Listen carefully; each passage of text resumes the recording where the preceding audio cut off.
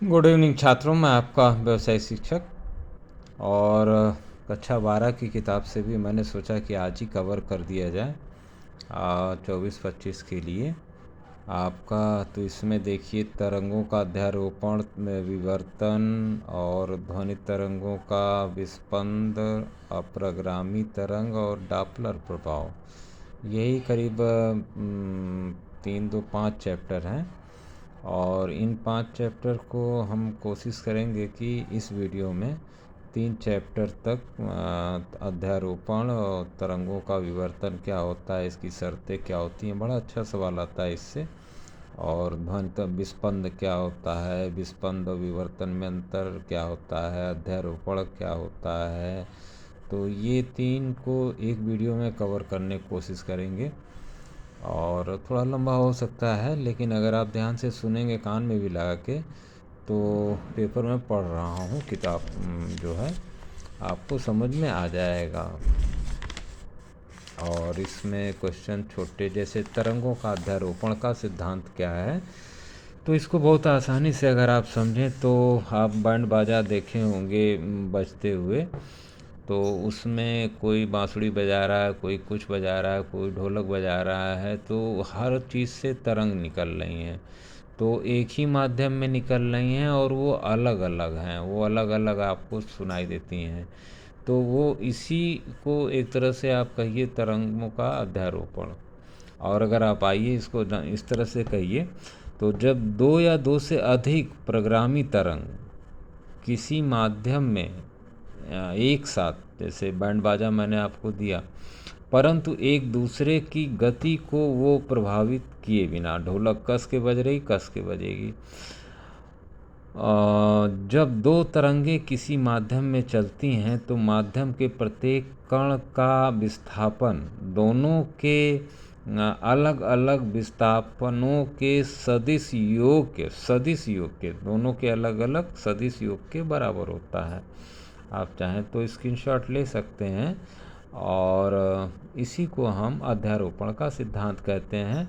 और इसमें एक तरंग दूसरे को प्रभावित नहीं करती और ना एक दूसरे पर निर्भर रहती है। इसका उदाहरण आप वाद्य यंत्रों में आप देख सकते हैं।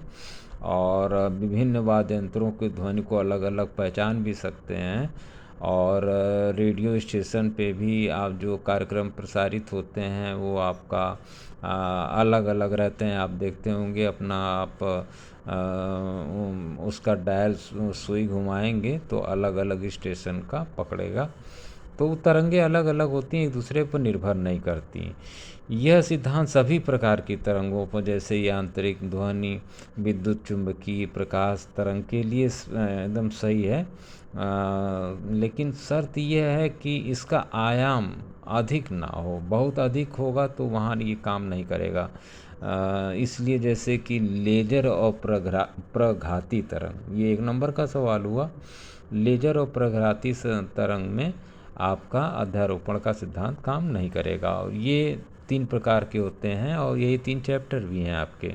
व्यतिकरण क्या है बताइए और इसकी शर्तें बताइए। विवर्तन क्या है, इसकी शर्तें बताइए। विस्पंद क्या है, इसकी शर्तें बताइए। ये अक्सर पूछता है। और तरंगों का व्यतिकरण देख लीजिए, तो 2 तरंगों का व्यतिकरण क्या है, जब किसी एक माध्यम में एक ही आवृत्ति की 2 तरंगें एक ही दिशा में चलती हैं तो उनके अध्यारोपण के माध्यम की विभिन्न बिंदुओं पर परिणामी तीव्रता उन तरंगों की अलग अलग तीव्रताओं के योग से भिन्न होती है, लेकिन कुछ बिंदुओं पर बहुत अधिक पाई जाती है तीव्रता, तो और कुछ बिंदुओं पर कम पाई जाती है।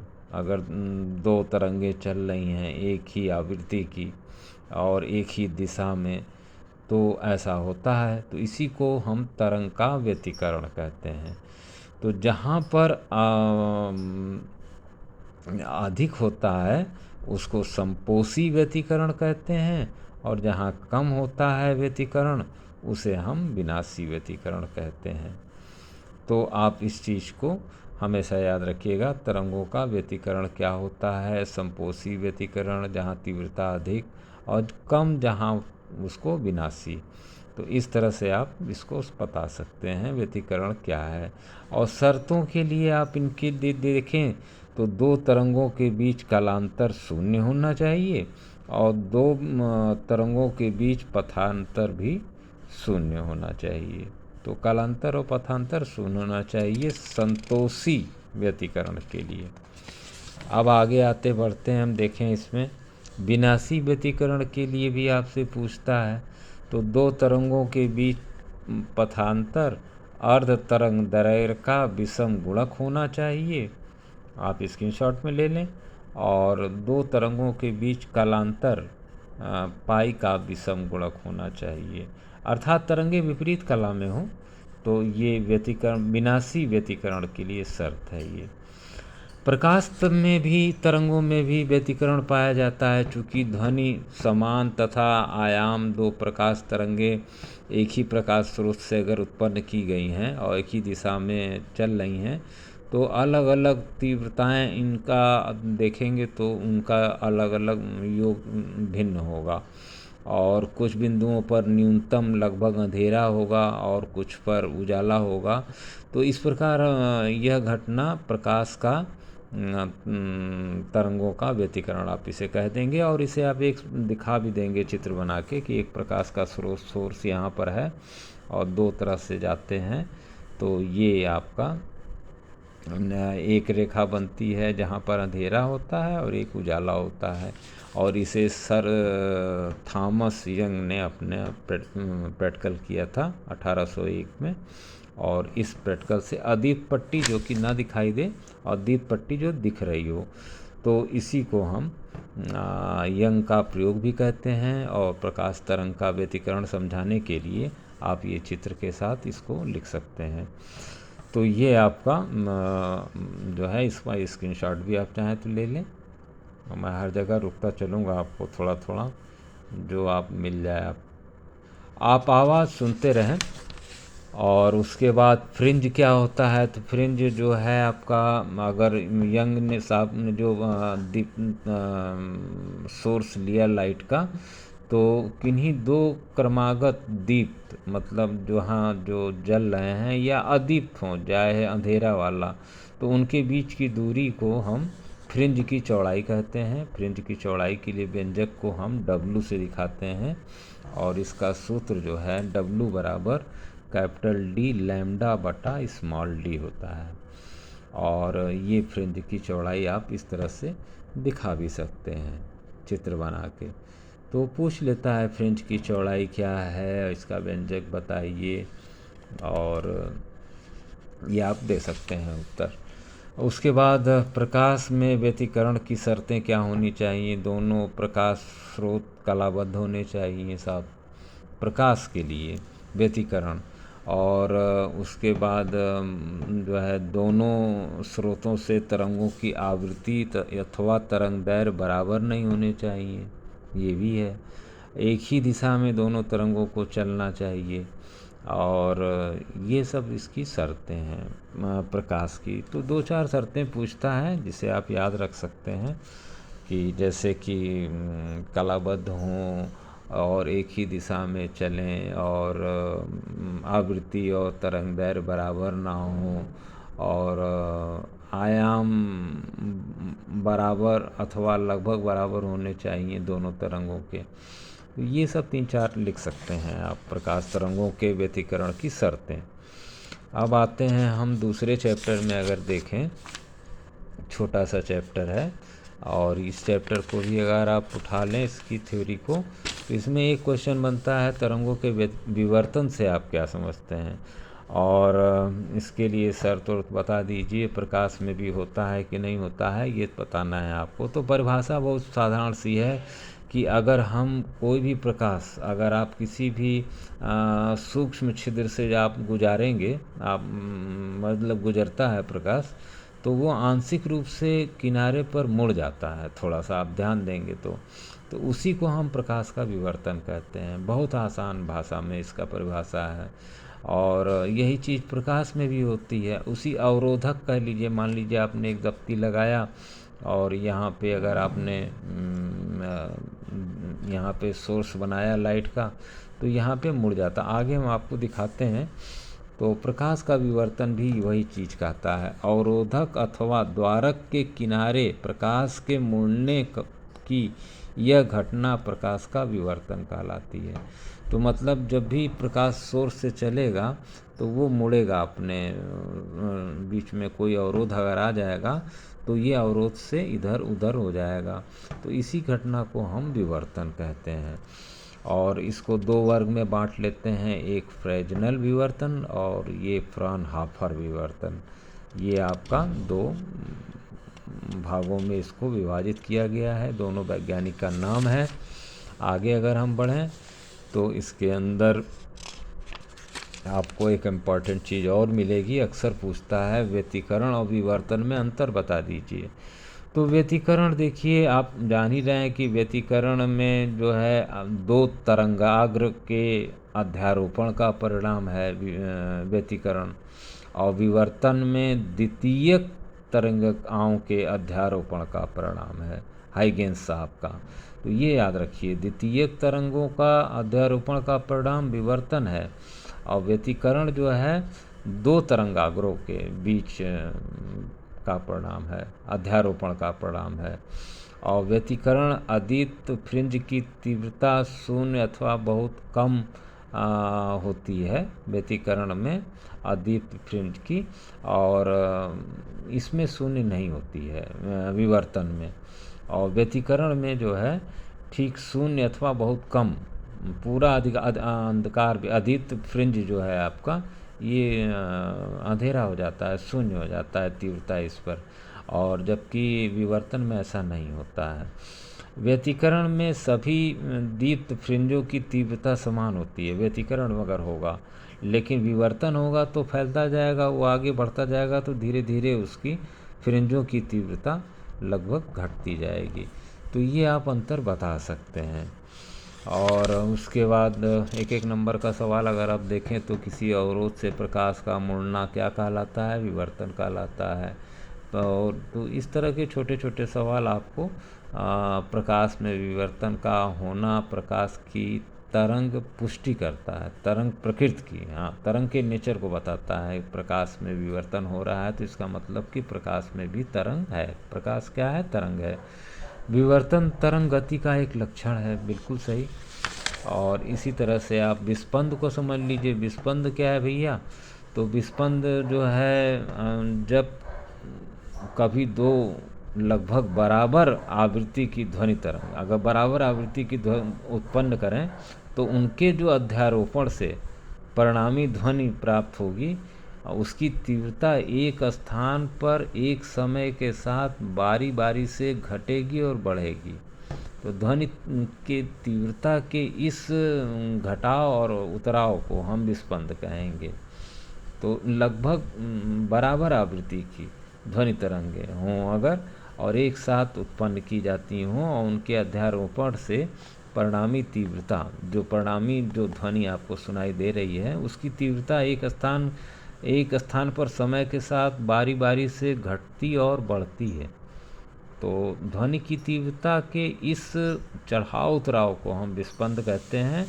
चढ़ाव और उतराव को मिलाकर एक विस्पंद बनता है, और इसी को हम एक चढ़ाव उतराव को हम विस्पंद आवृत्ति भी कहते हैं। ऐसे आप चित्र में आप देख भी सकते हैं। इस तरह का आपका तरंग इसकी बनेगी, एक चढ़ाव एक उतराव। तो ध्वनि तरंगों में विस्पंद। तो ये चीज़ आपका विस्पंद किसे कहते हैं, आप इसे इसकी परिभाषा बताइए और इसका जो है इसके अनुप्रयोग बताइए। कहाँ कहाँ ये बीट्स इसको कहते हैं। जैसे कि आप साउंड सुनते हैं ना, तो उसमें बाजों में आप अक्सर इसका बैंड बाजा में आप देखे होंगे कि विस्पंदों का प्रयोग दो बाजों की आवृत्तियों को एक समान करने के समस्वरण। जैसे कि आप बाजा बज रहा है तो अक्सर एक गाना संगीत बजने लगता है, तो वो एक साथ एक विस्पंद होने लगते हैं, मतलब एक जैसा बजने लगता है। तो इसमें बाजों का समस्वरण करना। और जो इसमें लास्ट अच्छा एक ये अक्षर आता है विस्पंद और व्यतिकरण में अंतर। तो इसमें ध्वनि तरंगों की आवृत्तियों में थोड़ा सा अंतर होता है। इसमें दोनों ध्वनि तरंगों की आवृत्तियाँ पूर्णतः समान, इसमें आवृत्तियाँ समान रहेंगी व्यतिकरण में, और इसमें विस्पंद में थोड़ा सा अंतर रहेगा। और कालांतर समय के साथ बदलेगा और इसमें कालांतर स्थिर रहेगा व्यतिकरण में, और विस्पंद में आपका कालांतर बदलता रहेगा। और विस्पंद में माध्यम के प्रत्येक बिंदु पर आयाम समय के साथ बदलेगा विस्पंद में, लेकिन इसमें व्यतिकरण में आपका आयाम का मान सदैव स्थिर रहेगा। ये निश्चित आएगा सवाल आपका, जो है आप इसको याद रखिए। और बाकी 3 चैप्टर आपके लगभग पूरे हुए, और इसमें वही विस्पंद किसे कहते हैं और इसकी जो है इसके उपयोग बताइए, ये अक्सर पूछता है। विस्पंद और व्यतिकरण में अंतर बता दीजिए। तो यही चीज़ इसके अंदर आपको ज़्यादा पूछा गया है सवाल। आप पेपर भी हमारे पुराने वीडियोस में देख सकते हैं। और ये 3 चैप्टर आपके ख़त्म हो गए, और ये मुश्किल से 16-17 मिनट में ख़त्म हो गए। अब लास्ट एक आपका चैप्टर बचता है इसके अंदर 5वां, जो 5 चैप्टर थे, 3 कक्षा 11 में थे और 12 में आपके 5 हैं। तो ये 5वां चैप्टर आपका, 3 इधर हो ही गया आपका, ये 5वां यहाँ पराग्रामी तरंग। तो इसको एक वीडियो में और कवर कर लिया जाएगा। 3 वीडियो अगर बढ़िया से सुन लें आप और साफ काफ़ी लिखें, हेडिंग ब्लैक और नीला से आप अपना यूज़ करें, हाशिया ज़रूर खींचें, काफ़ी साफ रखें, प्रश्न एकदम स्पष्ट रहे। और ऐसा नहीं कि एक ही प्रश्न को 2 बार लिख के आप सोचें कि सारे प्रश्नों को करें, और उसमें जो है तरंग से रिलेटेड जो भी सब आपके दिमाग में आया है समझ में, वो ज़रूर लिखें और सवाल के अनुरूप लिखें। अथवा करके भी इसमें रहता है अक्सर आपको, और आप आराम से, मतलब 30 नंबर तो कहीं नहीं गया है मेरे इस 3 वीडियो से। आपको क्वेश्चन भी इम्पोर्टेंट पता चल गए होंगे। और अप्राग्रामी तरंग ये तीसरा वीडियो भी मैं अपलोड करूँगा। और ज़्यादा नहीं आपसे उम्मीद करता हूँ। अब सब्सक्राइब 8-9 और रह गए हैं आप लोग अगर कर देंगे तो अच्छा रहेगा। मैं अपने हाथ से किसी से नहीं करूँगा, और 2018 से ईमानदारी से आपको जो मेरे पास है, ये आपका आखिरी चैप्टर रहेगा। चलिए, और आप लोग व्यावसायिक बनिए। व्यावसायिक शिक्षा अनिवार्य होनी चाहिए, सबके लिए अनिवार्य होने भी जा रही है, और ये होना भी चाहिए। 30 साल से हम लोग तो कह ही रहे हैं। चलिए, जब से हो जाए। बहुत बहुत धन्यवाद छात्रों आपको सुनने के लिए। हमारा वीडियो आप सुनते हैं, अच्छा लगता है, लेकिन बहुत कम लोग हैं, क्योंकि व्यवसायिक शिक्षा हर जगह है नहीं। तो गाजीपुर का अगर ज़िला को लिया जाए तो गाजीपुर ज़िले में ही 18 स्कूलों में है, जबकि यहाँ हज़ारों की संख्या में स्कूल हैं। तो वीडियो तो नो डाउट कि जब हमने बनाया था तो ये सोच के ही बनाया था कि हमें लाइक सब्सक्राइब नहीं मिलेगा, लेकिन ये है कि हमारे ही छात्र हैं जो अपना समय से अपना सुनेंगे, आते हैं, सुनते हैं, लेकिन शायद सब्सक्राइब वगैरह भी एक आध छात्र नहीं करते हैं। चलिए, कोई बात नहीं, इसका मुझे कोई मलाल नहीं है, लेकिन यह है कि आप लोगों का भविष्य अच्छा हो और ईश्वर आपको सफलता दे व्यवसायिक शिक्षा में। आप एक अच्छे एंटरप्रेन्योरशिप बने। सामान्य आधारित विषय आपका बहुत अच्छा पेपर है, उसको भी आप ज़रूर पढ़ें और वीडियो में भी सुने, मैंने कहा भी है। और बाकी आप कल जो है कोशिश करेंगे कि तरंग पेपर 1 आपका कंप्लीट हो जाए। कक्षा 11 के लिए, 12 के लिए भी आप छमाही दें, सालाना दें, प्री बोर्ड दें, बोर्ड दें। तरंग और ध्वनि का सिद्धांत ख़त्म हो गया आएगा आपका कल।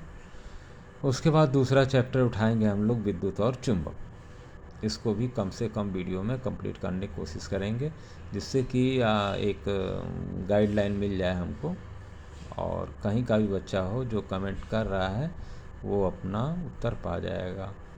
और भी बहुत से लोग हैं बताने के लिए। आप तो चैट जीपीटी वगैरह भी है, तो इससे भी आप अपना ले सकते हैं। कंटेंट तो मैं आपको सारे दिखाई दे रहा हूँ। बहुत बहुत धन्यवाद छात्रों आपका।